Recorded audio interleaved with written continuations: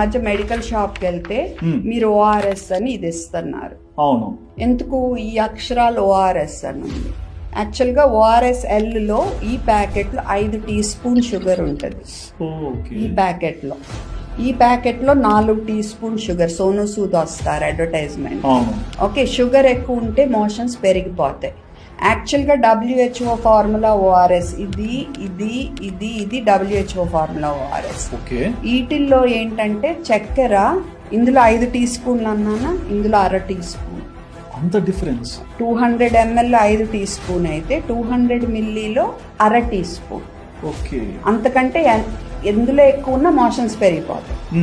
So వీళ్ళు చాలా ఏళ్ళు ఓఆర్ఎస్ అని అమ్మారు ఇది. సో ఇప్పుడు మేము గుర్తించి మేము ఫైట్ చేస్తే వెనకాల చిన్నగా లెన్స్ పెట్టి చూస్తే do not give during diarrhoea అని డిస్క్లైమర్ పెట్టారు. సో నేను బాగుంది, ఇంకా మన పని అయిపోయింది అనుకున్నా. 2 నెలల్లో రూల్ మారిపోయింది. ఎందుకో మీ ఇమాజినేషన్కే వదిలేస్తున్నాం. మరి మల్టీనేషనల్ కంపెనీ.